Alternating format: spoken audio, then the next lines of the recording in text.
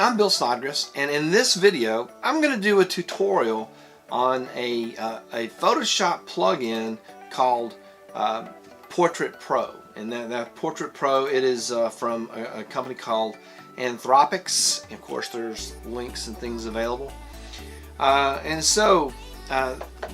This is kind of my workflow. I use Portrait Pro quite a bit when I'm doing individual portraits, sometimes couples. And so I'm going to kind of walk real quickly through my workflow on this and try to go through the features of Portrait Pro. I did a tutorial earlier, which was really probably more of an editorial. This is basically just what Portrait Pro can do and how to do it. So I've started with an image. This is a photographer who works with me in Bill Snodgrass Photography, and she is agreed to do this for us. And her mom picked this picture out. So this is the picture we're editing. So this is from Mom.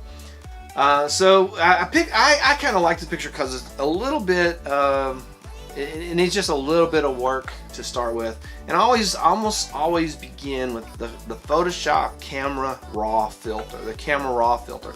Now I shoot this in JPEG. I don't always shoot in JPEG, but a lot of times the person I'm shooting for wants the end thing to be JPEG, and they don't want me to edit it. They want to just take the image that I shoot. So I do a lot of things in JPEG. The camera raw filter works with the JPEG file and offers a lot of really cool features. And so first thing I'm gonna do is I'm gonna drop the blacks and drop the shadows. I just tend to like the way that feels. And one of the things that I do sometimes is I will know that I'm not going to use it at 65, but I'll throw a slider all the way over to the far side just to see, what the extreme effect is.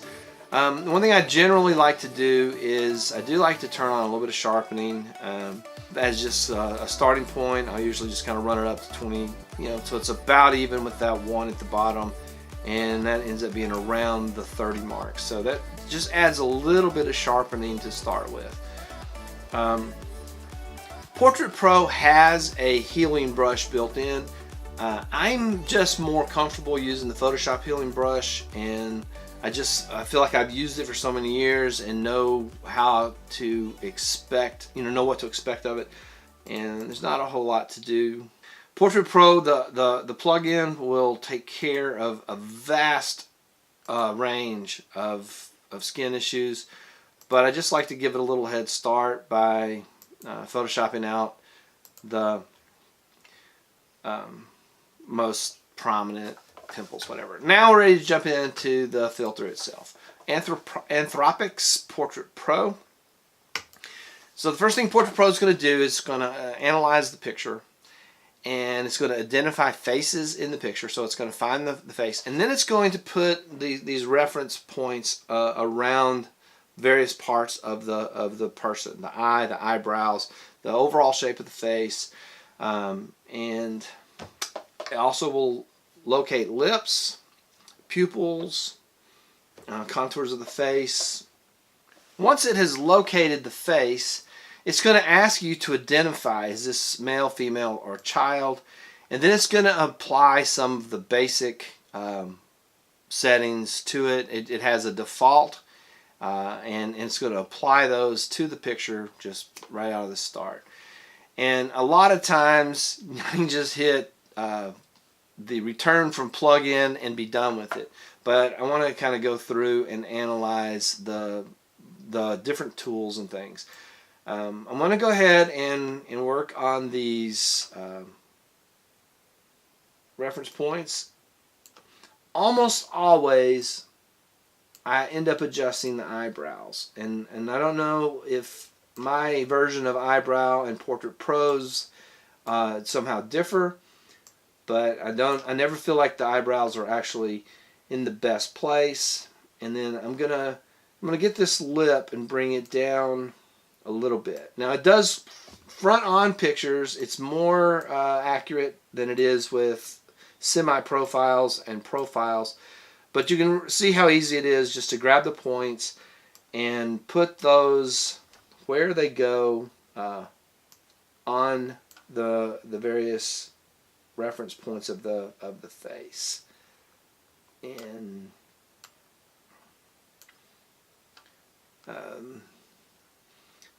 the nose turns out to have a lot to do with the way the lighting feature works, and it did a real good job on the eyes. You can shift and click in the after frame to move the face around, and you can use the wheel to zoom in and zoom out. Eyes, it did a pretty good job of getting the eyes. Just missed that corner just a little bit. So now we have identified the reference points for the logic system, and I feel like I'm happy with that. And it's done a really nice job of just throwing the default preset onto the face. In order to kind of just go through this, I'm going to take off all of the features. So now we have, this is the picture right out of Photoshop. The first set of functions is face sculpting, and when you hit the face sculpting and turn it on and off, you can see it makes changes to the contours of the face. Sometimes this is a correction for camera angle or for any, sometimes aberrations in the lens, and then sometimes it is just a matter of the ideal shape, whatever Portrait Pro's logic considers ideal.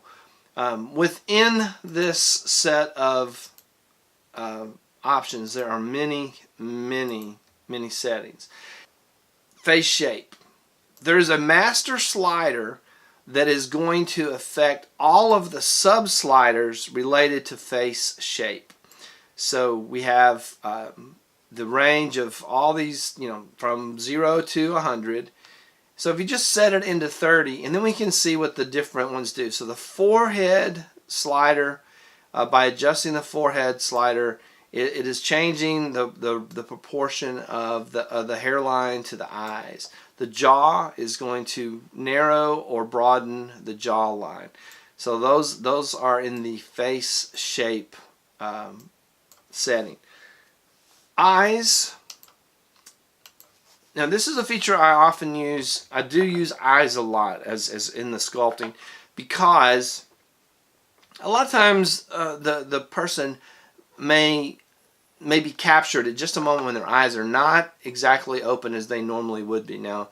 And so you can adjust the position of the eyes. You can adjust the eyebrow shape, changing the shape of the eyebrow. You have this obviously for left and right eyes independently or together. And then you can undo the direction that the eyes are pointing from cross to pointing out to the side. Eye widening, and I'll just do the left eye for contrast. So you can see that the eye widening will make the eye open just a little bit. It's similar to some of the features in Photoshop Liquify, but it's a little smoother, or at least the software engineers would say that their logic is a little smoother and a little more natural looking. So you can correct independently each of the eyes to get them into a nice configuration. You can actually change the smile, and this is kind of a little creepy sometimes, especially if you're doing it while the person's watching. But you can change their smile a little bit. You can also adjust the fullness of the lips, and expression is kind of the degree to which that smile is going to work. So you can adjust the mouth shape. Plumping lips is going to do what you would expect plumping lips to do, and that is to fill up the lip volume.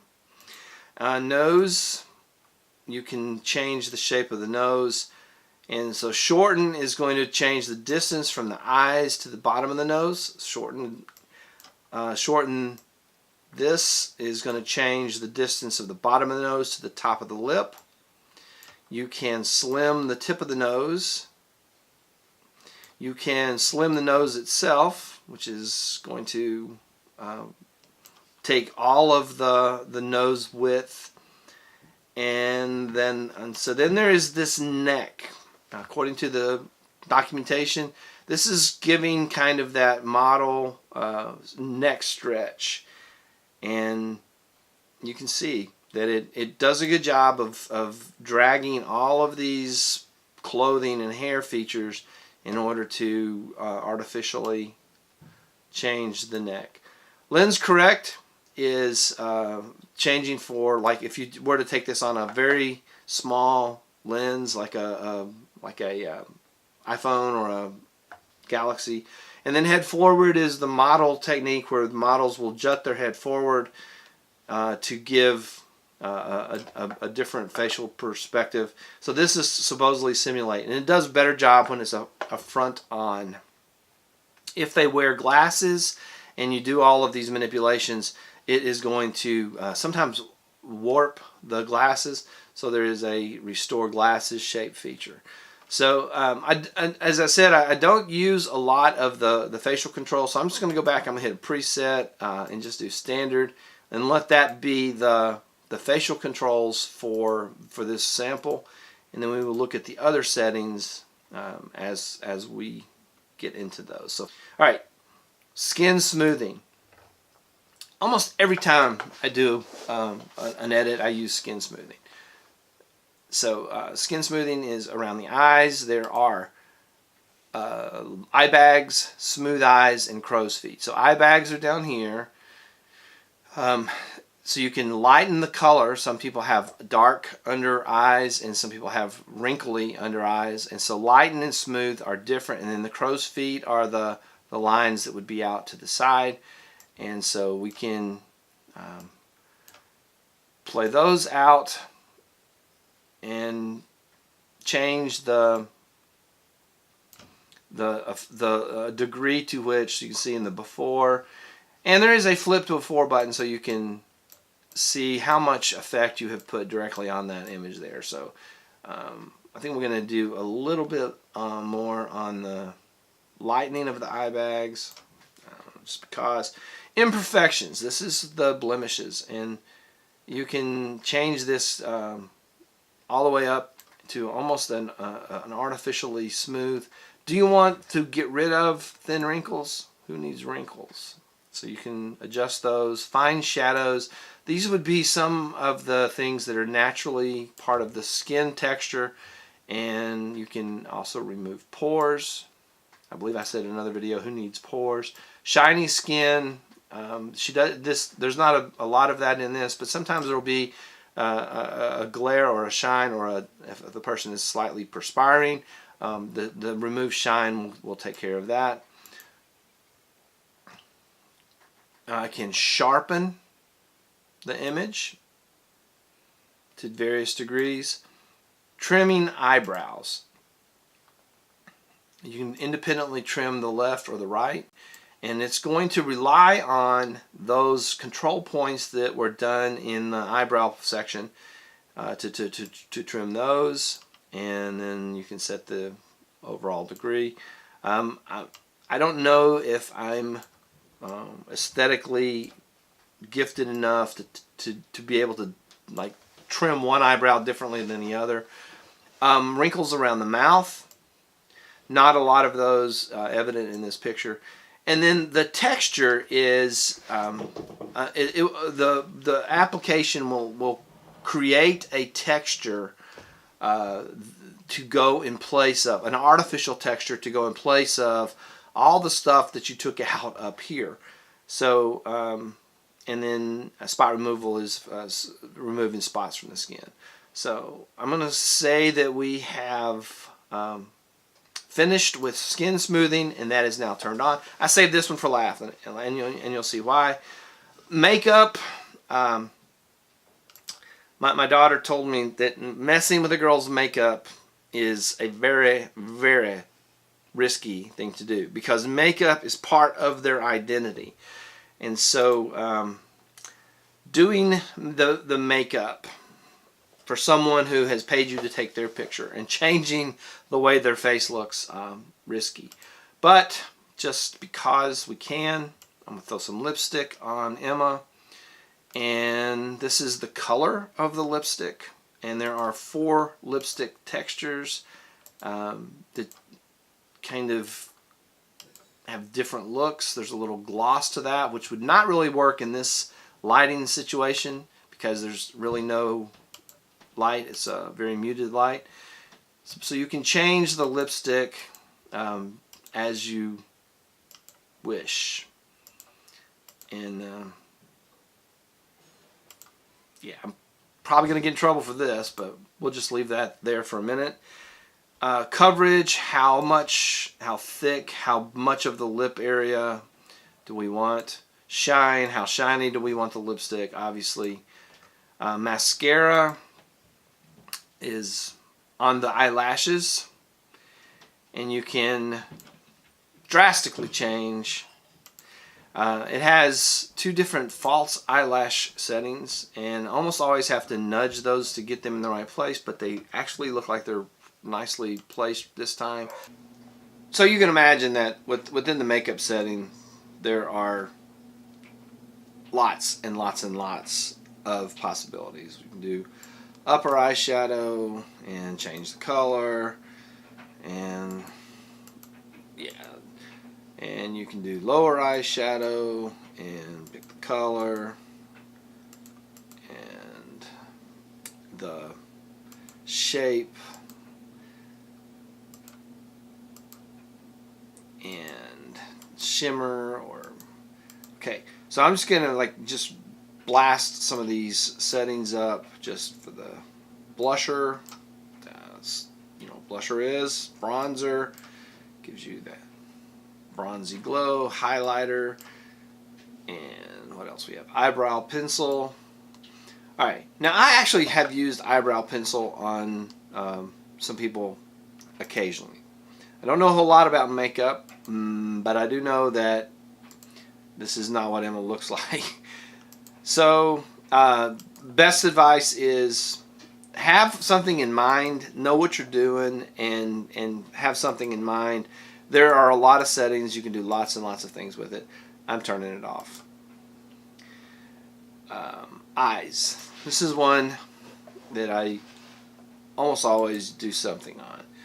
So there is eye sharpener. I just love the picture having really, really stunning eyes that just jump out and just say, just that pow that sometimes you'll see in eyes. And you can see already with just having hit and sharpen eyes, I'm going to sharpen the eyebrows a little bit. That'll just give them a little bit of pop. Lightening the iris. So the iris is that colored part of the eye. Depending on the way the picture's taken, that sometimes will be the difference between being able to tell they have eyes and not being able to tell whether they have eyes at all. You can actually change the eye color and do some really interesting things with eye color and intensity. I also have contact lens. So if I throw a brown contact lens on, and then I can change the opacity of the contact lens and get different effects. I pretty much never use that. So opacity 0. Eyelid is the crease in the eye. And then remove pupil reflection.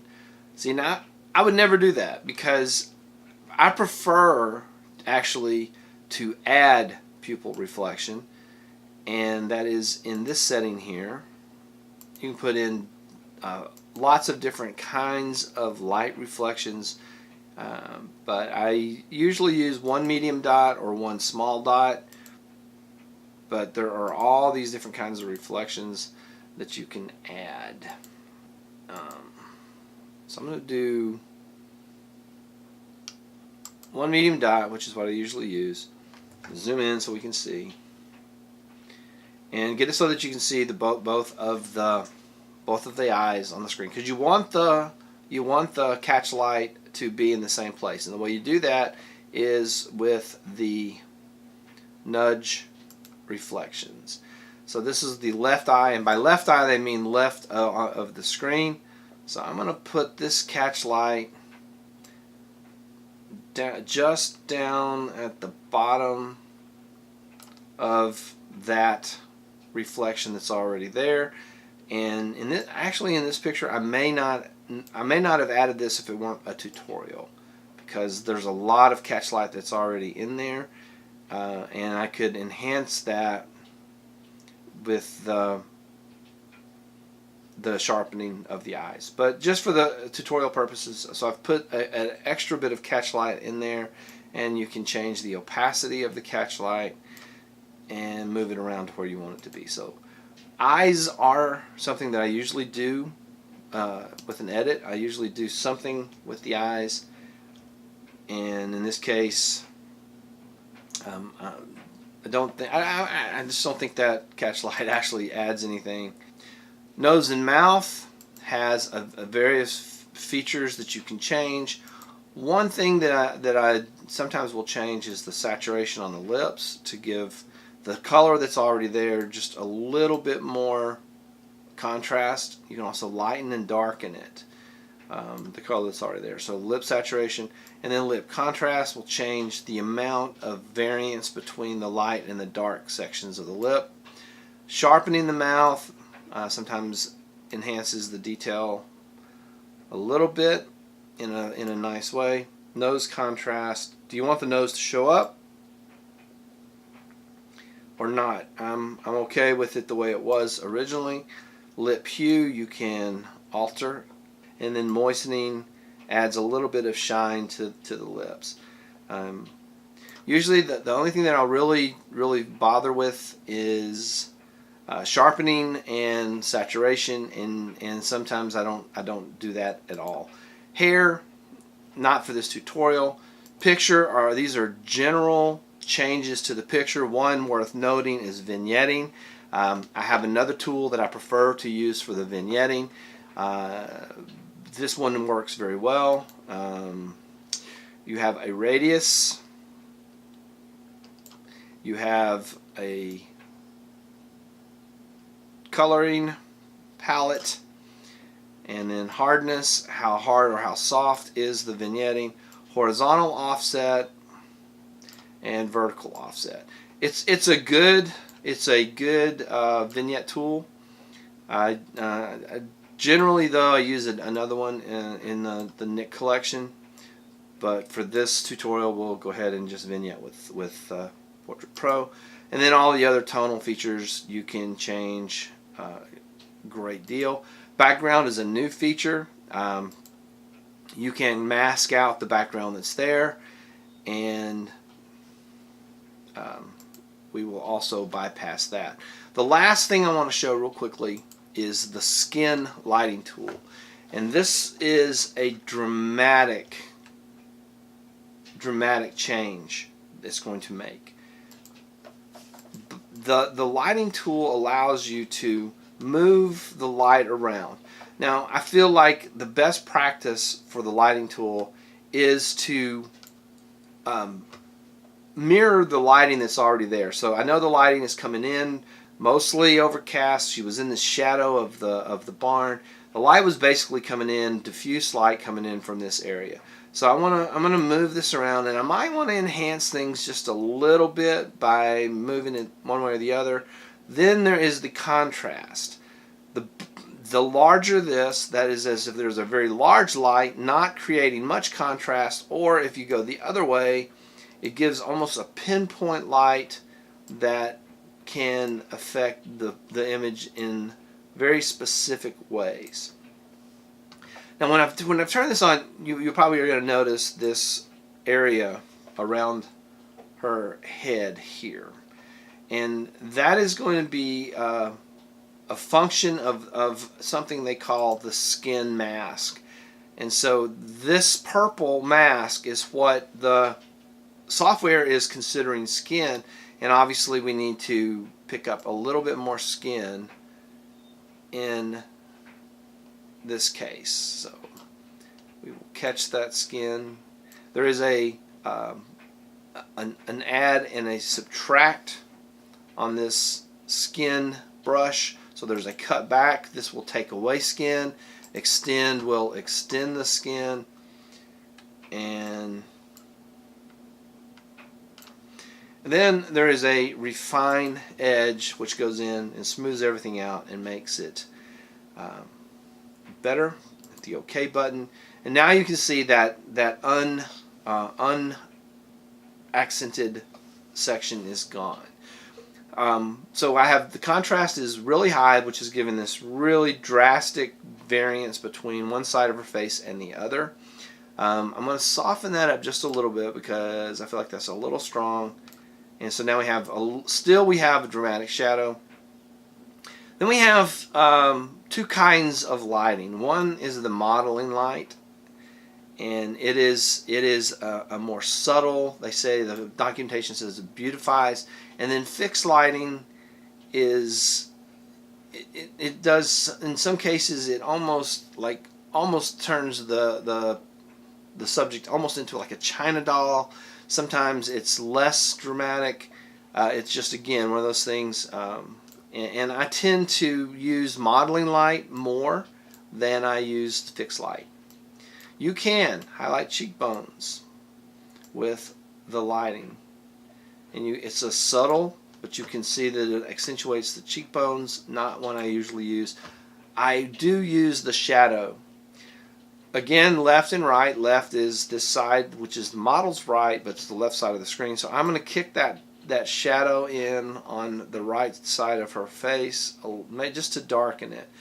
And it's similar to what happens in the contrast, but it just is another fine tune that you can use. They have a concept called kick. And it may, because of the way her hair is, it may be ineffective here, but the left kick, you could see that if her skin were showing here, it would be lighting that skin. I'm going to disable that here. Smoky eyes adds a shadowy look under the eyes. I don't use that very often. Sculpting the nose, if you want the nose to stand out, it creates that very definitive light strip on the nose. Don't use that very often.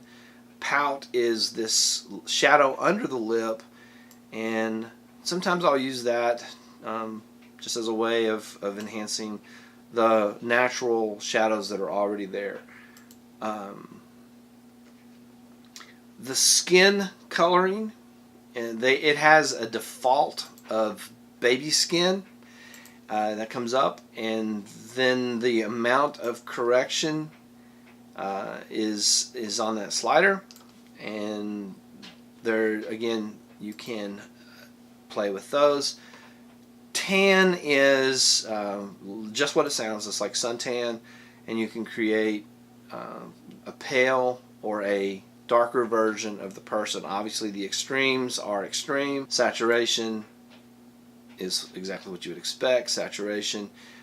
Darken is light and dark, and gold is that golden color. And again, not one that I've used a whole lot, so just zero this one back out and close that. Alright, so that is the skin lighting and coloring. This is one of the most dramatic of the ones, besides the makeup, which obviously makes huge corrections. So turning this off and turning it on, you can see it makes dramatic differences to the picture. So on a normal edit, I will possibly sculpt the eyes just a little bit. One thing about this that I have struggled with is putting everything at 0 and only working on the eyes. It still ends up making some slight alterations to the face, and sometimes I have clients that do not want that. So if that's the case, I'll just do the eyes using the liquify tool in Photoshop directly. So face sculpting, always use skin smoothing, and I always do eyes. Generally don't do the others. The vignetting I will do sometimes here, or I'll do it in another. So a quick edit from me would be to smooth the skin, tweak the eyes, make the eyes pop, and then maybe do a very subtle adjustment to the skin lighting. Once you're done with all of the edits that you want, then it is real simple to return back to Photoshop. Hit the plugin return button, saves the image. So return to Photoshop, and now you're ready to do whatever you want with it in the next set. One thing I did not do in this case, I did not duplicate the background before I started.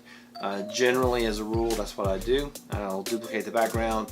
I'll do my Camera Raw on one layer, duplicate that, do Portrait Pro on our next layer, duplicate that, and then just move along through the edit process. That's it. I know this is a very long tutorial. It is a very powerful. Portrait Pro is phenomenally powerful, and you can literally sit for as long as you have time to sit and work with the same picture. Also, once you get the hang of it and you know what you're trying to accomplish, you can get in and out in just a matter of seconds. Literally in the matter of seconds. You can save the presets. Obviously, that's a really good feature. You will have to tweak the reference points, but then you can just apply the preset, and that preset may be a certain degree of skin smoothing and a certain lighting feature. You'll have to go in and move if you do catch lights in the eyes, you'll have to do those. But you can literally be in and out of a picture pretty quickly if you have in mind exactly what you're going to do. So that's the tutorial. Again, I know it's very long, and it is a phenomenally powerful editing tool. So I hope this was helpful. If you're new to Portrait Pro, or if you're considering it, highly recommend it. It is a very good way to make these phenomenal, killer, drop-dead portrait pictures that are, they look absolutely fantastic. So, with that said, thanks for watching. Hope you enjoyed it. Hit the like button, click, share, and we'll see you in the next video.